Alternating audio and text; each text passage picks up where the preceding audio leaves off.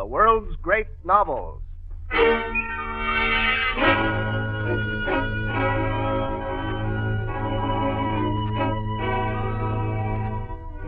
National Broadcasting Company presents the first in a two-part version of Henry James' finest novel in an American setting, Washington Square. Another in our series of books that live, the world's great novels.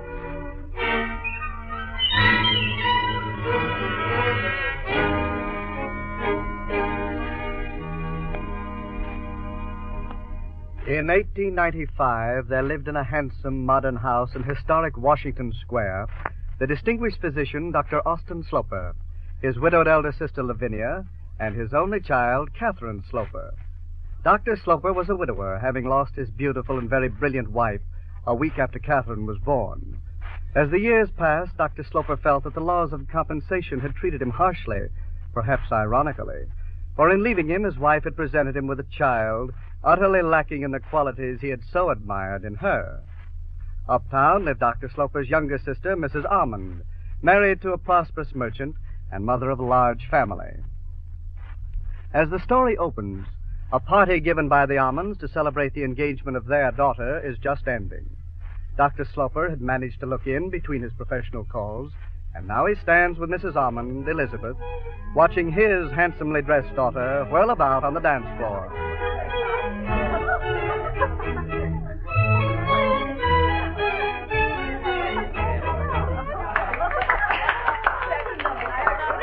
That ends the dancing.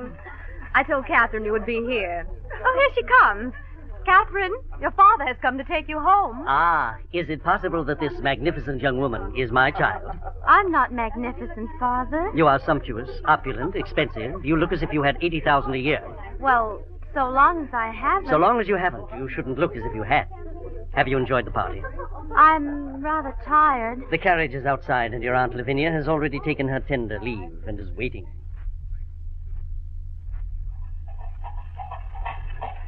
Lavinia, my dear sister, who was that man? The very handsome young man who was making love to you. Oh, my good brother. He seemed uncommonly tender. Whenever I looked at you, he had the most devoted air. The devotion was not for me. It was for Catherine.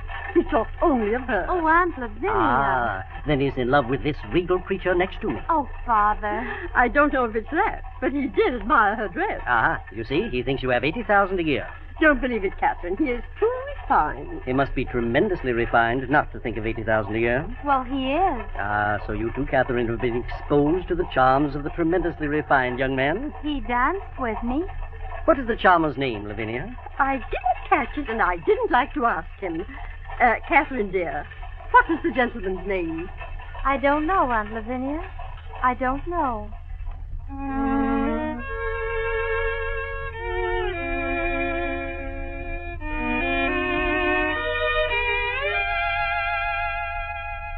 Dr. Sloper learned the name of the very refined young man 4 days later from his sister Lavinia. This romantic and sentimental widow had come to stay with Dr. Sloper when Catherine was 10. Lavinia had a passion for little secrets and would have liked to have had a lover and to have corresponded with him under an assumed name in letters left at a shop. Lacking a mysterious lover herself, she's now extremely interested in the young man who has just called on Catherine, and so she makes the most of him. He has just been, Austin. It's such a pity you missed him. Whom in the world have I missed, Lavinia? Mr. Morris Townsend. He's made us such a delightful visit. Aunt Lavinia means the gentleman whose name I couldn't remember the other night. The gentleman at Elizabeth's party who was so struck with Catherine. Oh, yes, struck with her expensive red dress. Did you invite him to call, Catherine? No, Father. Then it was you, Lavinia. Or is Mr. Townsend the type who calls without the formality of an invitation? Oh, no, he's too refined for that. I did suggest he might pay us a visit, since he's somewhat of a stranger in New York. So his name is Morris Townsend, is he?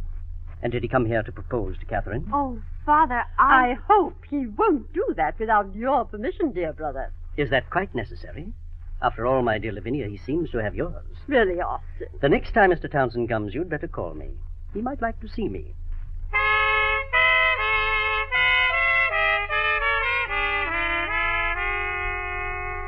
But the next time he called, Dr. Sloper was not at home.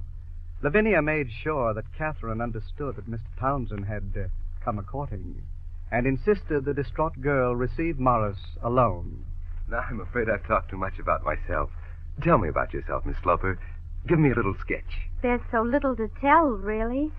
And I have no talent for sketching, Mr. Townsend. Oh, I didn't mean to be taken literally. Do you like music? Yes. I play the piano a little. Ah, music. Music, Miss Sloper, is the greatest pleasure in life. I've heard them all the great singers, when I was in Paris and London. How about literature? Do you like to read? I'm not very fond of reading. I find it hard to finish books. Books are tiresome, really, but the trouble is you have to read so many before you find it out. The trouble is they're not at all like the things the author describes. The great thing is to see for yourself. I've always tried to see things for myself. When I was a child, I had a secret desire to be an actress. Oh, no, Catherine, not you. I've seen them all the great actors in the best theaters in Paris and in London. But they were just like the authors. They always exaggerated. I like everything to be natural. That's why I like you so much. You're so natural. You see, I'm natural myself. Indeed, I'm completely natural.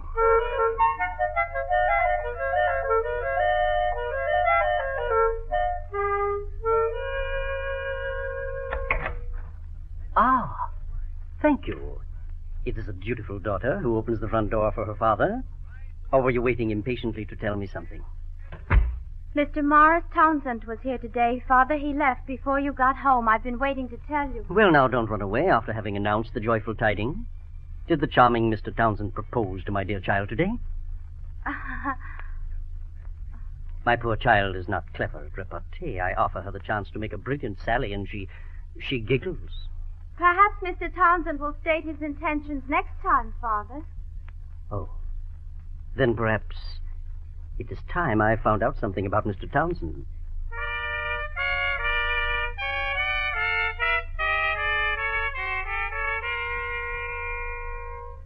Austen, our sister Lavinia, has already been to ask me about Mr. Townsend. Why, I don't know. She's very peculiar, that Lavinia. She didn't want me to tell you that she has asked about the man. Lavinia has a passion for little secrets and mysteries. What did you tell her about Mr. Townsend? Well, there's a vague story that he has been wild. Oh. I know his sister, Mrs. Montgomery. She's a widow with a little property and 5 children to support.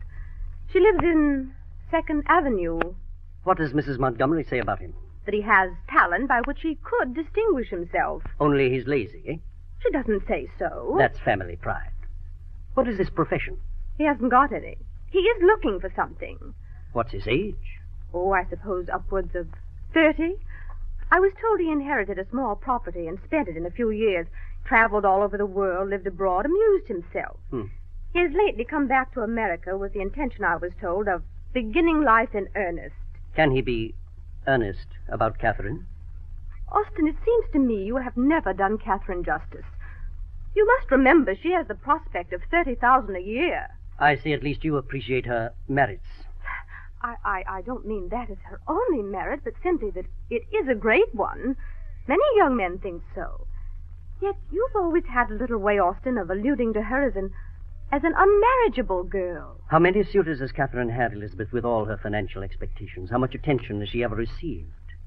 No, Catherine is not unmarriageable, but she is absolutely unattractive. Catherine does very well. The reason she has received so little attention is that she seems to all the young men to be much older than they. She's so large and she dresses so formidably they're rather afraid of her. And again, they marry so young, before 25, at the age of innocence and sincerity, before the age of calculation.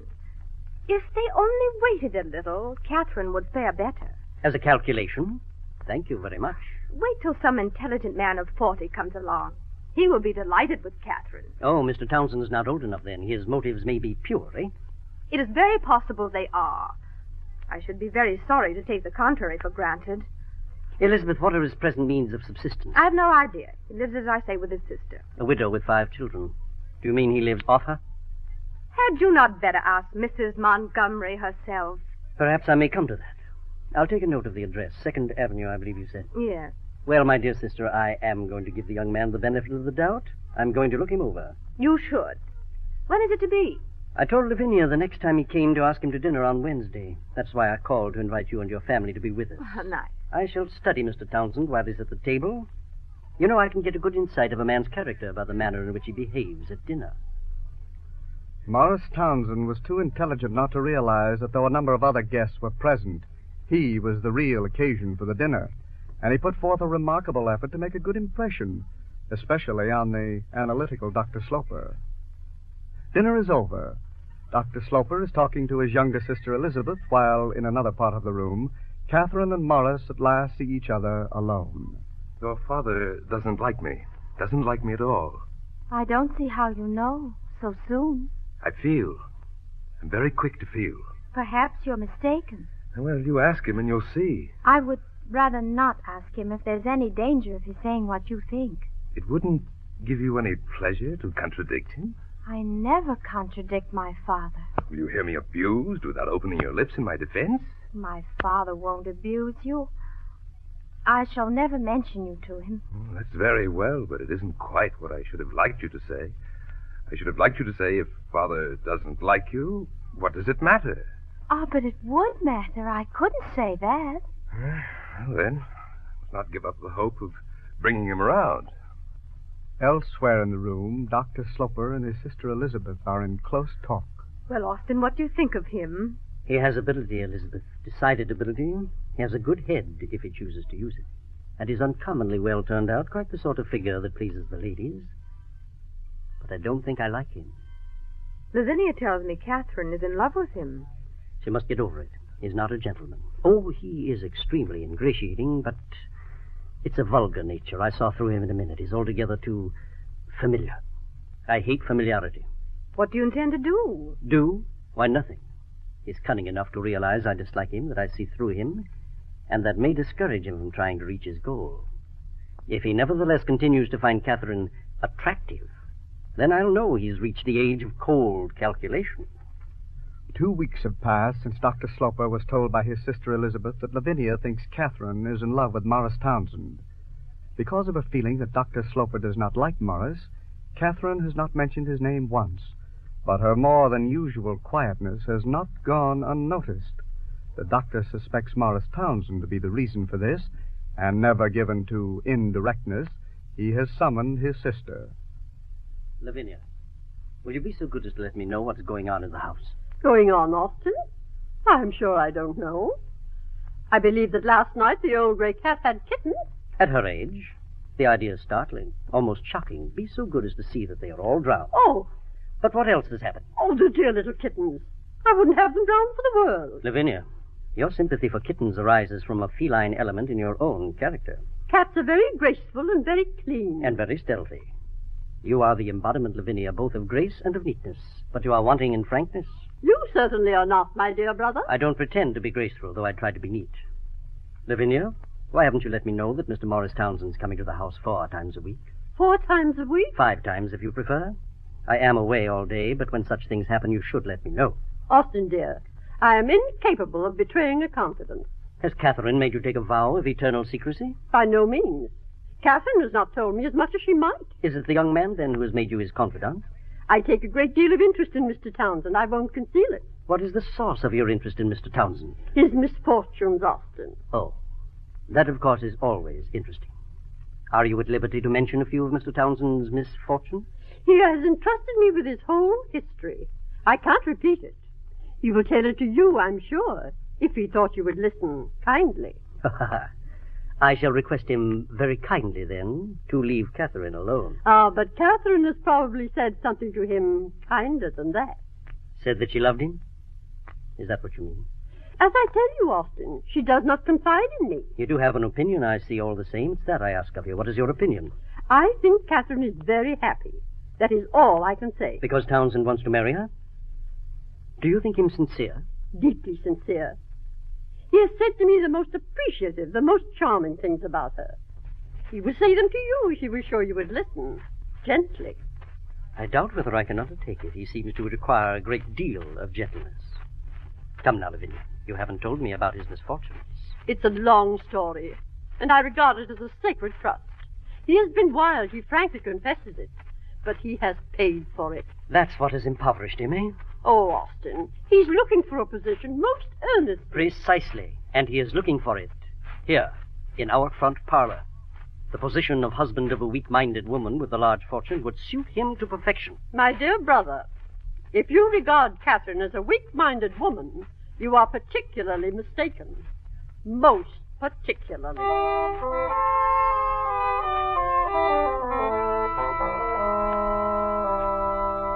As was the custom, the family in Washington Square, that is, Dr. Sloper, Catherine, and Lavinia, spent Sunday evenings receiving Sister Elizabeth and her family. On this particular Sunday, Dr. Sloper, having been called away, returns to find Morris Townsend has arrived in his absence and is seated on the couch talking to Catherine. Watching his opportunity, and the first time Morris is alone, Dr. Sloper decides to know him better. I am told, Mr. Townsend, that you are looking for a position. Oh, that sounds too fine. I should like some quiet work, something to turn an honest penny. What sort of things should you prefer? Do you mean what am I fit for? Very little, I'm afraid. I have nothing but my good right arm, as they say in melodramas. You are too modest. You also have your subtle brain. What I see of you tells me you are extremely intelligent. When you say that, I hardly know what to answer. Were you kindly intending to propose something to my advantage?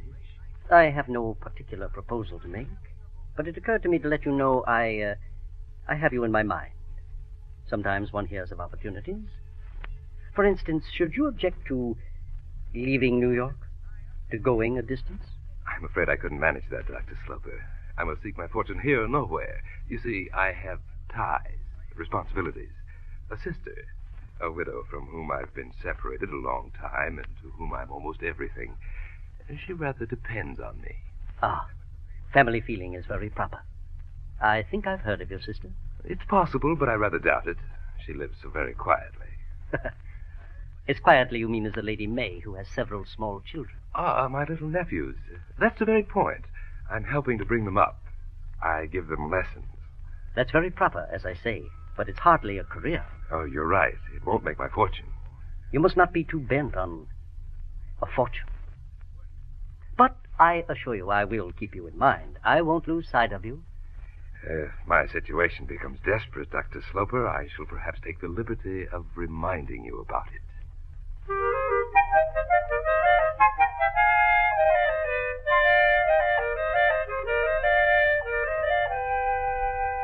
Catherine, will you meet me somewhere tomorrow or the next day? Meet you? I have something particular to say to you. Very particular. Can't you come to the house? I can't enter your doors again. Oh, Mr. Townsend. I can't. In self-respect, your father has insulted me. Insulted you? He has taunted me with my poverty. Oh, you're mistaken. You misunderstood. He laughed at me for having no position. I'm sure he means to be kind. You must not be too proud. I'll be proud only of you. Will you meet me out in Washington Square in the afternoon? It's quiet there. No one need see us. Toward dusk. It is you who are unkind. It is you who laugh when you say such things as that. My dear You girl. know how little there is in me to be proud of. I'm ugly and stupid. Catherine, dearest, no. I'm not even brave. Well, then, if you're afraid, what shall we do? You must come to the house. I'm not afraid of that. Catherine received Morris Townsend the next day on the ground she had chosen, amid the chaste upholstery of the drawing room. That Morris had something particular, very particular to say is evident, as now, 2 hours after he has left, Catherine, her heart beating fast, stands before her father. Father, I have something to say to you. I shall be very happy to hear it, my dear. I am engaged to be married. You do right to tell me. And who is the happy mortal you have honored with your choice? Mr. Morris Townsend. The young man, the happy lover, generally tells the father first. He wanted to tell you first, but I persuaded him to let me do it. He means to tell you tomorrow. Why do you speak for him now? I'm afraid you do not like Mr. Townsend. You're quite right. I don't like him. Dear Father, you don't know him. I have my impression of him. That is enough. I have a right to know the reasons for your dislike. Very well, then.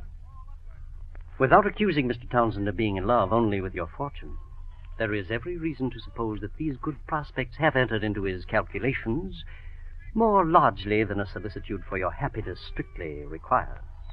The principal thing we know about him is that he has led a life of dissipation and has spent a fortune of his own in doing so. That is not the principal thing we know about him. There are other things, many other things. Oh? He has high abilities, Father. He wants so much to do something. He's kind and generous and true. And his fortune that he spent, it was very small. All the more reason he shouldn't have spent it. Catherine, you won't think me cruel. No, dear Father, because if you knew how I feel, and you must know, you who know everything, you'd be so kind, so gentle. Yes, I think I know how you feel. And you will see Mr. Townsend tomorrow? Yes, of course. I'll wait for him to come. But, Catherine, for the present, be so good as to mention to no one that you're engaged. And you will be kind and gentle when you see him tomorrow, won't you, Father? Yes, I'll be very kind. When he comes tomorrow, send him to the study so we can talk alone. And I will be gentle. Mr. Townsend, did you really expect I would say I was delighted at your engagement and throw my daughter into your arms? No, I had an idea you didn't like me. Indeed. What gave you the idea? The fact I am poor. Oh, that has a harsh sound. But it is about the truth. Speaking of you as a son-in-law. Your absence of means or of prospects places you in a category from which it would be imprudent for me to select a husband for my daughter who is a weak-minded woman with a large fortune. In any other capacity, I'm perfectly prepared to like you. As a son-in-law, I abominate you. I don't think Miss Sloper a weak woman. Of course, you must defend her. It's the least you can do. But I have known my child 20 years, and you have known her 6 weeks. Even if she were not weak, you are still penniless. Yes, that's my weakness. Therefore, you mean I'm mercenary. I only want her money. I don't say that. I say simply that you belong to the wrong category. But your daughter doesn't marry a category. She marries an individual. An individual whom she is so good as to say she loves. One who offers so little in return. Is it possible to offer more than a most tender affection and a lifelong devotion? It is possible to offer a few other things of a more material nature. Not only is it possible, but it's usual. Don't you care a little to gratify your daughter? Do you enjoy the idea of making her miserable? She may as well be miserable in that way as in the other with a penniless husband. You are not polite, sir. You push me to it. You argue too much. I have a great deal at stake. Well, whatever it is, you've lost it. Are you sure of that? Are you sure your daughter will give me up? I'm not sure, but I shall strongly recommend it. And as I have a great fund of respect and affection in my daughter's mind to draw upon, and as she has the sentiment of duty developed in a very high degree, I think it extremely possible. I, too, have a fund of affection to draw upon. Do you mean to defy me? Call it what you please, sir. I mean not to give your daughter up. I don't think she will give me up.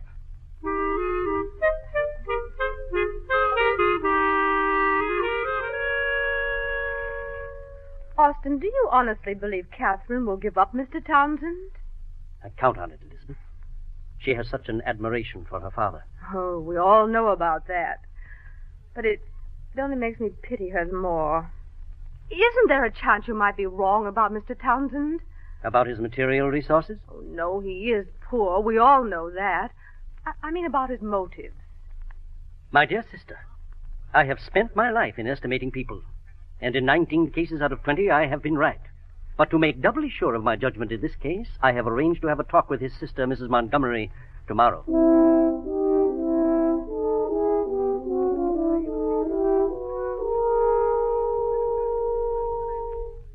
But you must understand my situation, Mrs. Montgomery, my state of mind.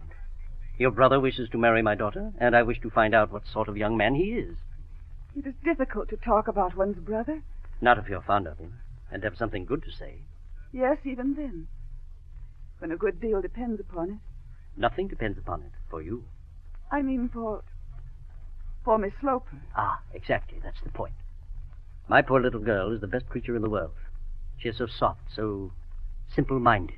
She would be an easy victim, and a bad husband would have remarkable facilities for making her miserable, for she would have neither the intelligence nor the resolution to get the better of him. I'm sure if you were to see Catherine, you'd feel sorry for her. I see you're interested. I have been, since he told me of the engagement. Mrs. Montgomery, my daughter has an estate of 10,000 in her own right. And should she marry the husband I approve, she stands to inherit another 20,000 at my death. And if Morris should marry her? He would become master of 10,000 only. I should leave my own fortune to public institutions. Does Morris know this? I shall be most happy to inform him. What makes you dislike Morris so much? I dislike him exclusively as a son-in-law, as the caretaker of my only child, who is singularly ill-adapted to take care of herself.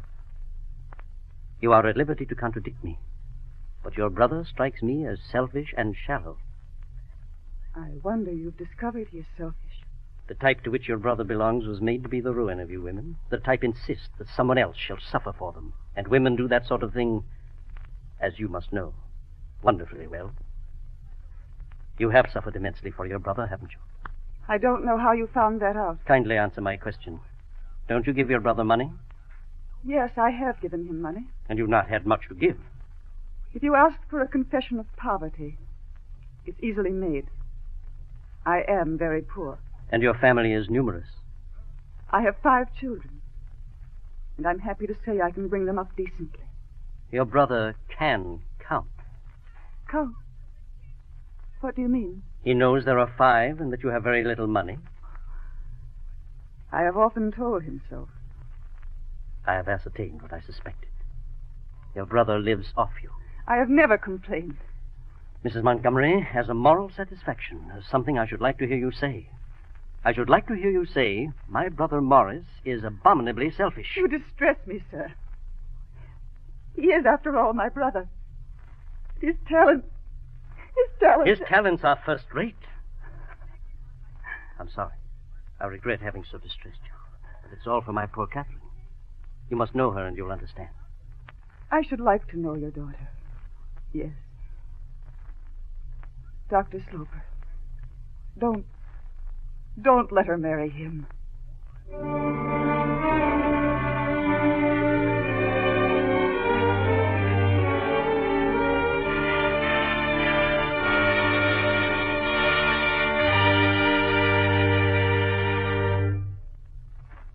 Thus ends the first episode in a 2-part adaptation of Washington Square by Henry James.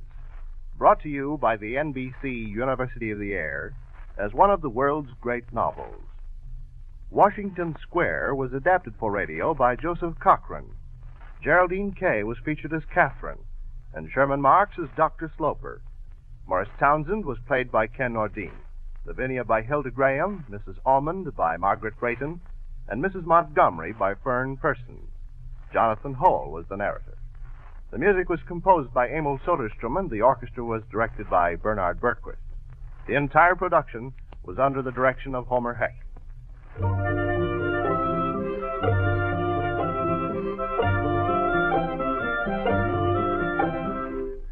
Listen next week to the second episode of Washington Square by Henry James. And remember that your local public library invites you to make use of its many facilities. To add to your enjoyment of this series, we recommend the Handbook of the World's Great Novels, which you may obtain by sending 25 cents to World's Great Novels, Post Office Box 30, Station J, New York, 27, New York. That's Post Office Box 30, Station J, New York, 27. This is John Conrad, and this program came to you from Chicago and is a presentation of the National Broadcasting Company and its affiliated independent stations.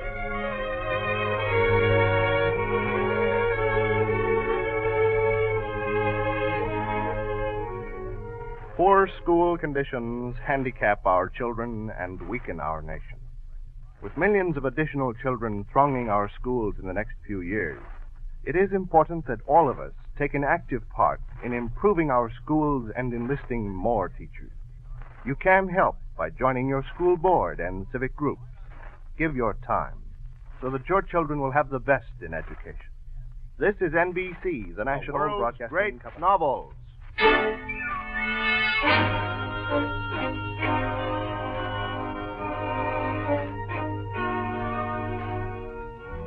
The National Broadcasting Company presents the second and final episode in its dramatization of Henry James' penetrating study of a widower and his daughter in the metropolitan America of 1895.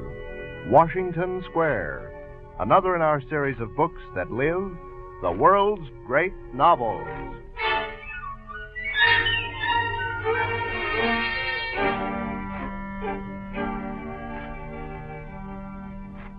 The confession wrung from Mrs. Montgomery that her brother Morris was selfish, and her plea not to let him marry Catherine Sloper, was a triumph and a great moral satisfaction to the father.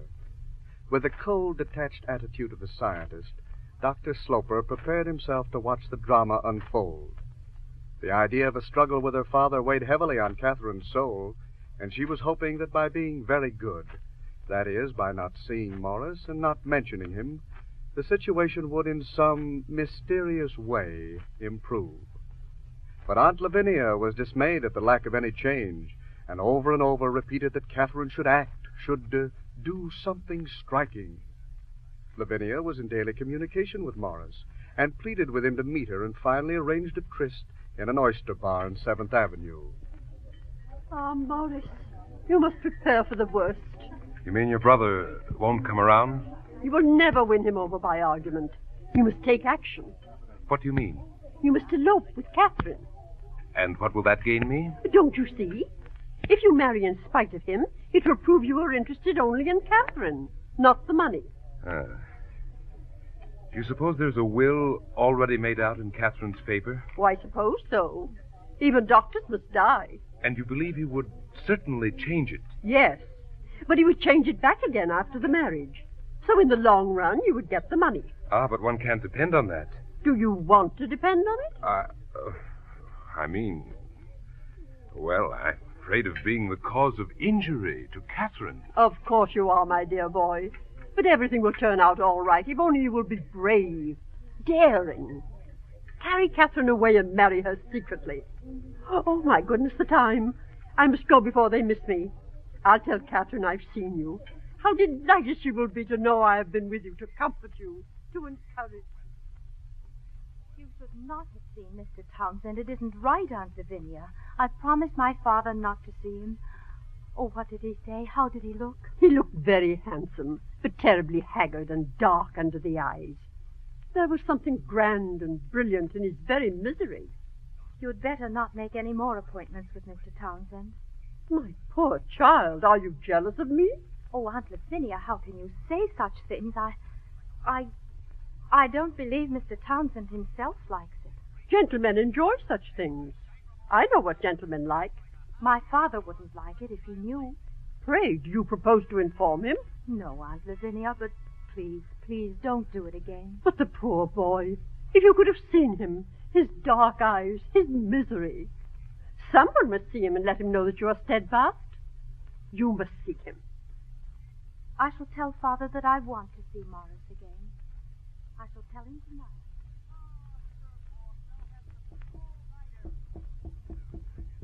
Come in.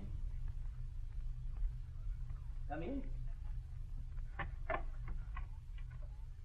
Well, what's the matter, Catherine? You're standing there like a ghost. Come in.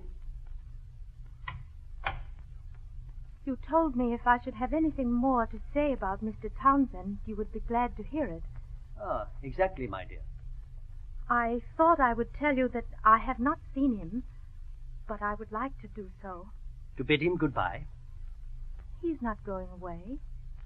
Then it is not to bid him goodbye. No, Father, not that. At least not forever. I should like to see him. Have you written to him? Yes, 4 times. It would take only one letter to dismiss him. I haven't done that. I have asked him to wait. Catherine, you're a dear, faithful child. Come here to your father. Let me hold you. Oh, Father, you kiss me so seldom. Tell me, do you wish to make your father very happy? I should like to, but I'm afraid I can't. You can. It all depends on your will. Is it to give him up? Yes, darling, it's to give him up. You are happier than I, Father. Catherine, Have you no faith in my wisdom, in my tenderness, and my solicitude for your future? Father. Don't you suppose I know something of men, their vices, their follies, their falsities? He's not vicious. He isn't false. I can't believe that. I don't ask you to believe it, but to take it on trust. What has he done? What do you know? He has never done anything. He's a selfish idler. Oh, Father, don't abuse him. Oh, I don't mean to abuse him. That would be a mistake. However, you may do as you wish. I may see him again? Just as you choose. Will you forgive me? By no means. I wish to explain, to tell him to wait. To wait for what? Till you know him better, until you consent. Don't you tell him any such nonsense. I know him well enough, and I shall never consent. But we can wait a long time. Of course. You can wait till I die, if you wish. Father. Your engagement will have one delightful effect on you. It will make you extremely impatient for that event. It is certain, Father, that if I don't marry before your death, I will not after. Catherine, there's one thing you can tell Mr. Townsend when you see him again. That if you marry without my consent, I do not leave you a penny. That would be right. But, my dear child, your simplicity is touching. Just you make that remark in that tone and with that expression to Mr. Townsend and take note of the answer. It won't be polite. It'll express irritation. He may even be rude. He will never be rude to me. Tell him what I say, all the same. I think I will see him then. Exactly as you choose. It will be only once, for the present. Exactly as you choose. I've told you what I think. If you see him, you will be an ungrateful, cruel child and will have given your old father the greatest pain of his life. You may go now. Oh, Father.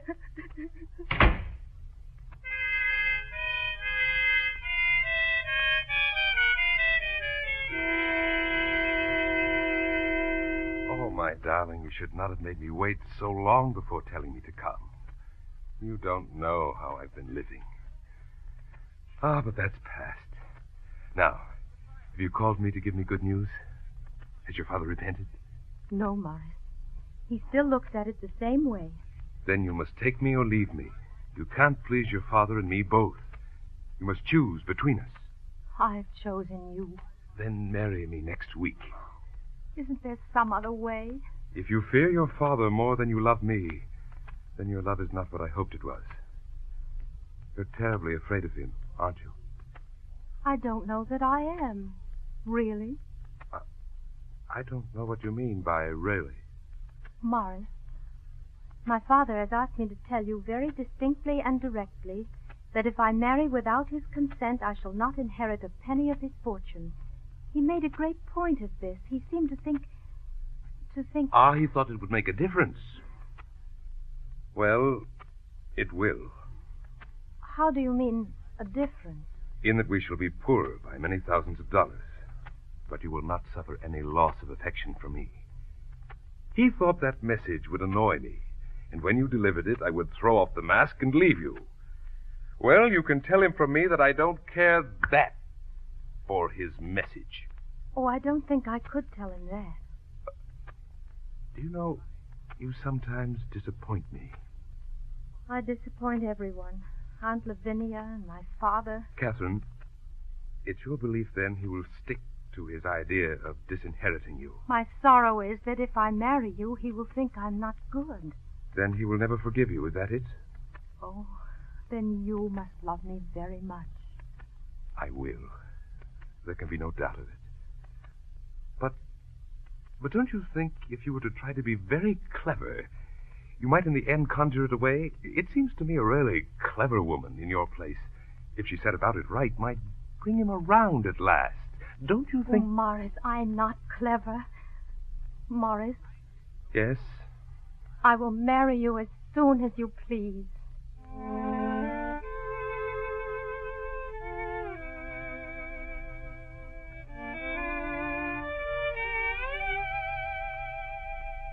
Catherine's days in the big house in Washington Square were dismal indeed after her offer to marry Morris any day he wished.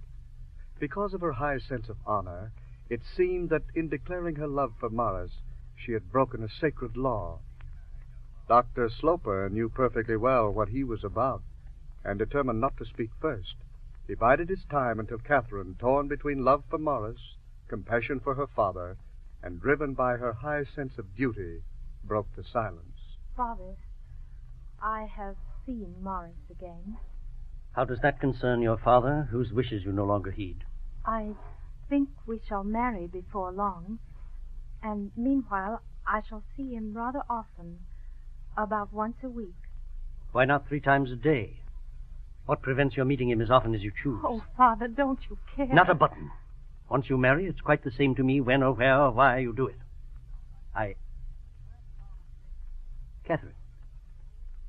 Catherine, shall you be married within the next 4 or 5 months? I don't know, Father. It's not easy for us to make up our minds. Put it off, then, for 6 months. In the meantime, I will take you to Europe. Father. I would like very much for you to go. Oh, Father, it would be delightful to go to Europe. Very well, then, we will go. Pack up your clothes. I'd better tell Mr. Townsend. Oh. Well, if you mean by that, you'd better ask his permission. All that remains for me is to hope he will give it.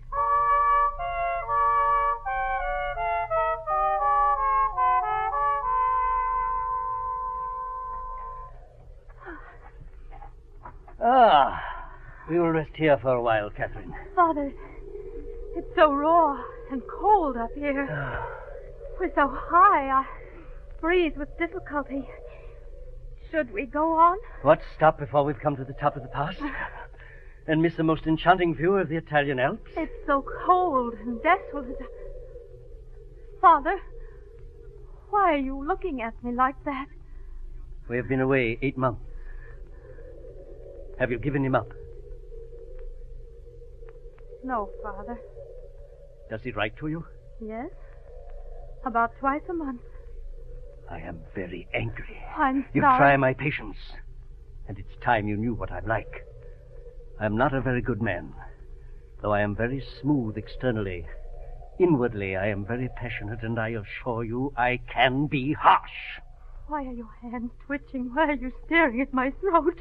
Father, can't we go back to the carriage, please? I am extremely angry with you. Why has it taken you so suddenly? It has not taken me suddenly. I've been raging inwardly for the last 8 months we've been abroad. But just now this seemed a good place to fare out. It's so quiet. The valley is far below. We stand on the brink and we are alone. Would you like to be left in such a lonely spot as this, Catherine, and starve? What do you mean? That will be your fate, you know. That's how he will leave you. That's not true. You ought not to say it, Father. It's not right, and it's not true. No, it's not right, because you won't believe it. But it is true. But what do you mean to do when you get home? We shall probably marry. All I ask is that you give me definite notice. When a poor man's to lose his only child, he likes to have an inkling of it beforehand. Oh, Father, you will not lose me. Mr. Townsend ought to be very grateful to me. I've done a mighty good thing for you in taking you abroad. With all the knowledge and taste you've acquired, your value is twice as great. We have fattened the sheep before he kills it. Well, I shall waste no more money on this venture. We shall return home.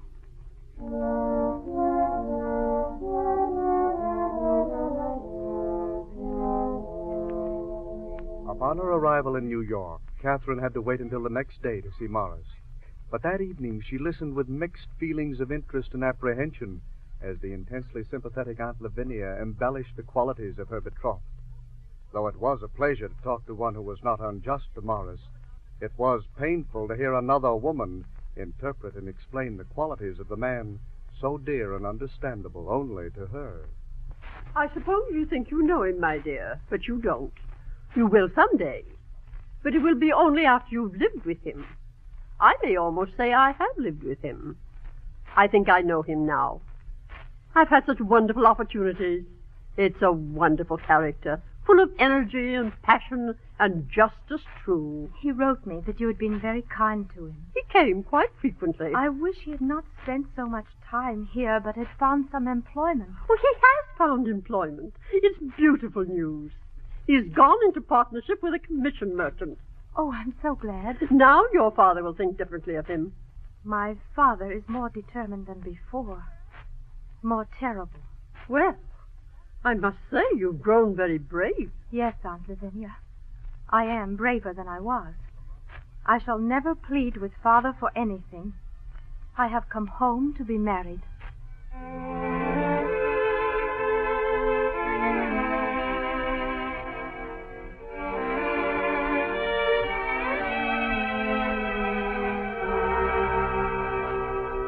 Of course, my darling, we shall be married. But before we do, I would like to have a try at bringing your father around. You would only make him worse. You say that because I managed so badly before. I'm much wiser now. I've had a year to think it over. I'll have more tact.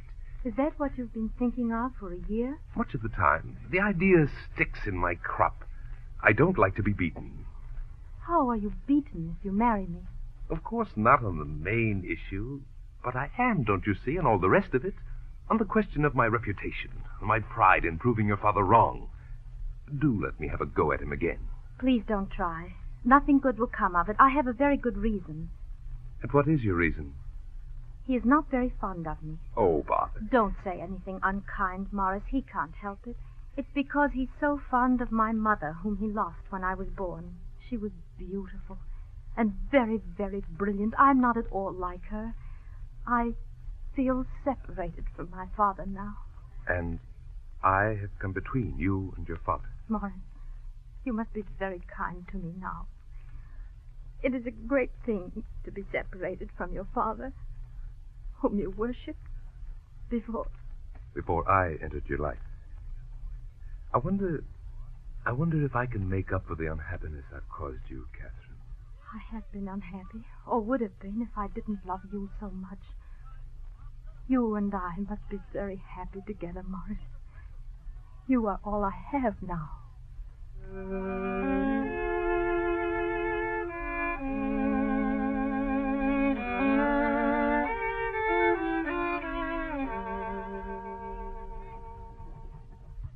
My brother's hatred burns with a lurid flame, the flame that never dies.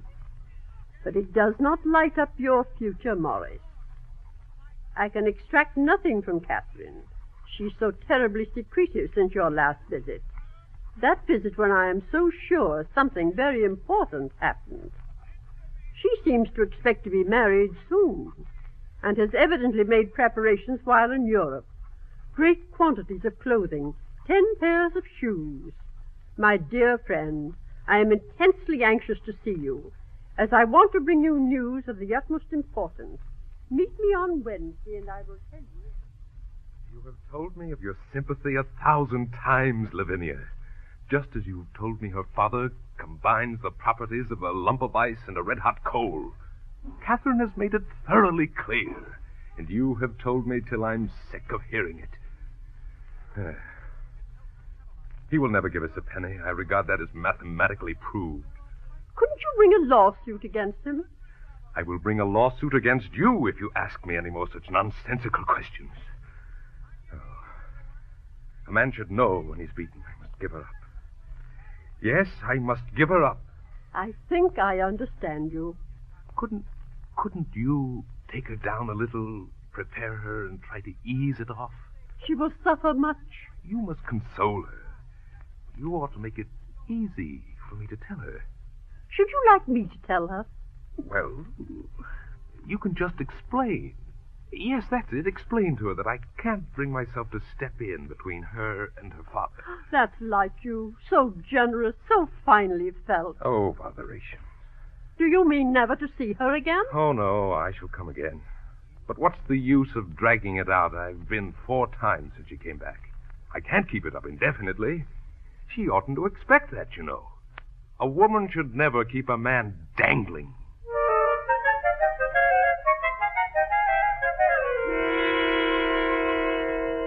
He came again without bringing off the last parting, and again, and again. It was evident that Lavinia had not prepared Catherine for the blow, and Morris found the graceful exit he had mentally rehearsed so many times blocked by the expectant look in Catherine's eyes. Having no airs, no arts, she never attempted to hide her expectancy. But as his calls became of shorter and shorter duration, and his conversation so hollow, when really they should have had so much to talk about, she became alarmed. Are you sick, Morris? You seem so restless and you look pale. I'm not at all well. You oughtn't to work so hard. I must work. You know, people talk tremendously about a man's marrying a rich girl. It's excessively disagreeable. Morris, you're too proud. But we must bear these things together. There are some things we can't bear together, Catherine. For instance, separation. Why do you speak of separation? You must promise not to make a scene. A scene? Do I make scenes? All women do. I don't. Where are you going? To New Orleans. About buying some cotton. I'm perfectly willing to go to New Orleans. Do you think I'd take you down there? It's a nest of yellow fever. If there is yellow fever, Morris, you must not go. It's to make $6,000. Do you grudge me that satisfaction? We have no need for $6,000. You can afford to say that.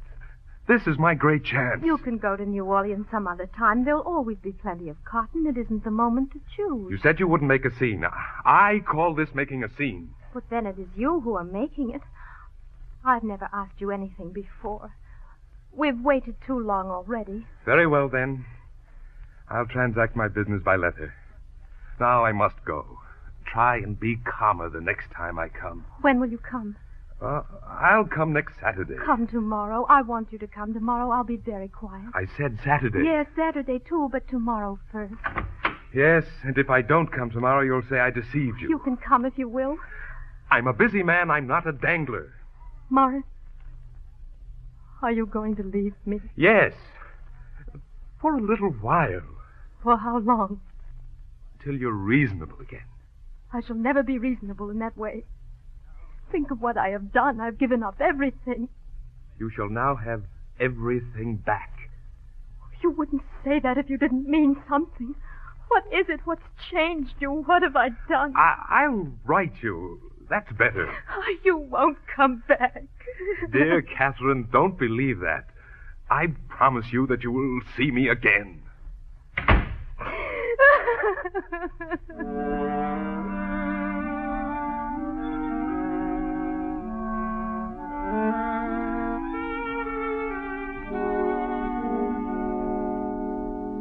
But Catherine waited in vain for word from Morris.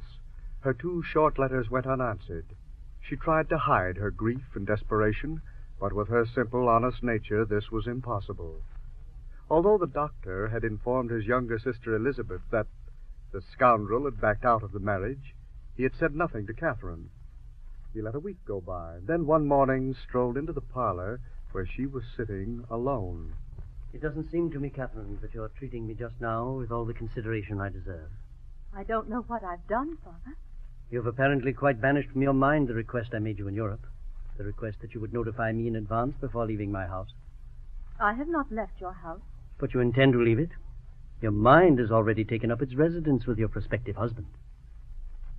I will try to be more cheerful. You certainly ought to be cheerful. To the pleasure of marrying a brilliant young man, you add that of having your own way. You're a very lucky young lady. I would like to go to my room. May I first have the pleasure of your answer? When you go, your Aunt Lavinia marches. It'd be convenient for me to know when I can expect an empty house. I don't know. Morris had to go to New Orleans on business. Will it be tomorrow? Is it next week or the week after?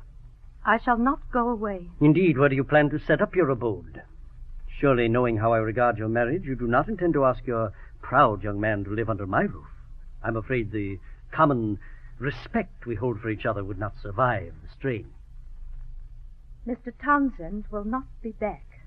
Has he backed out, then, just as I said he would? No. I have broken off my engagement. You have broken it off? I have asked him to leave New York, and he has gone away for a long time. I must say I don't understand you, Catherine. After all these months of steadfast devotion, and when I was given to understand that you could not live without your young man, you calmly tell me you've dismissed him. How does he take his dismissal? I don't know. You mean you just told him to go away for a long time? Your tone would seem to indicate that you don't care how he took the dismissal. Isn't that rather cruel? Cruel? How could I ever be cruel to Morris? Isn't it cruel on your part to have encouraged the young man all this time? Played with him and then suddenly dismiss him? My dear child, no man likes that, having a woman make a fool of him.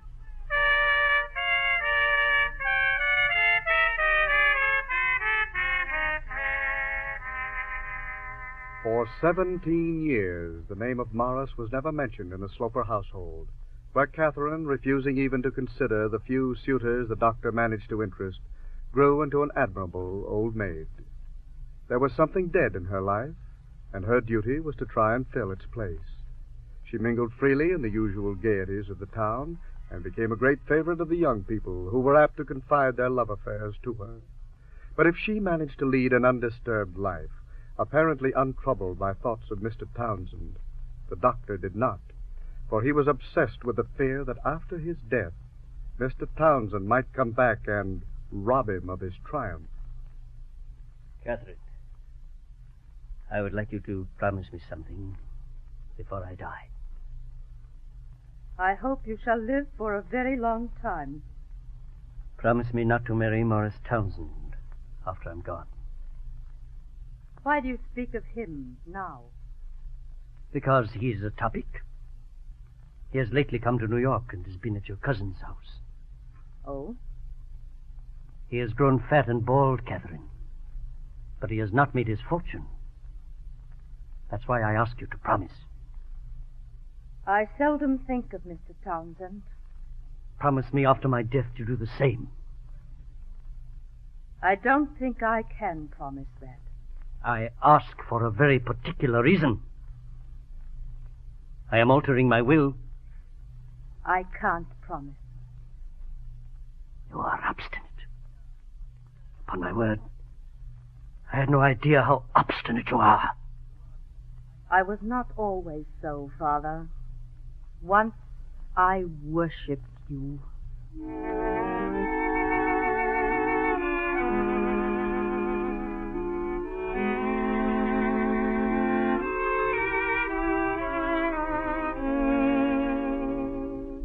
About a year later, Dr. Sloper died from a severe cold. Catherine and her Aunt Lavinia lived on quietly for years in the big house in Washington Square.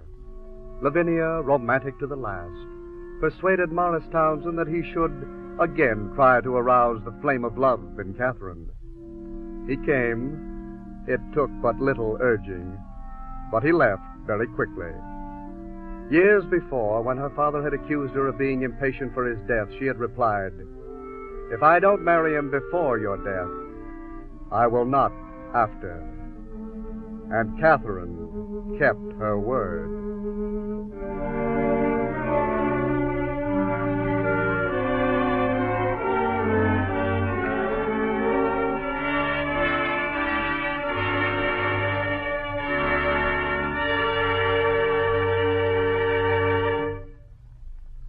So ends Washington Square by Henry James, brought to you by the NBC University of the Air as one of the world's great novels. Washington Square was adapted for radio by Joseph Cochran. Geraldine Kay and Sherman Marks were featured as Catherine and Dr. Sloper. Morris Townsend was played by Ken Nordine, and Lavinia by Hilda Graham. Jonathan Howell was the narrator. The music was composed by Emil Soderstrom, and the orchestra was directed by Bernard Berquist. The entire production was under the direction of Homer Heck. Listen next week to the first episode of a three-part version of The Connecticut Yankee in King Arthur's Court by Samuel Clemens. And don't forget that your local public library wants you to make use of its many facilities. To add to your enjoyment of this series, we recommend the Handbook of the World's Great Novels, which you may obtain by sending 25 cents to World's Great Novels, Post Office Box 30, Station J, New York 27, New York. That's Post Office Box 30, Station J, New York 27, New York. John Conrad speaking. This program came to you from Chicago. This is NBC, the National Broadcasting Company.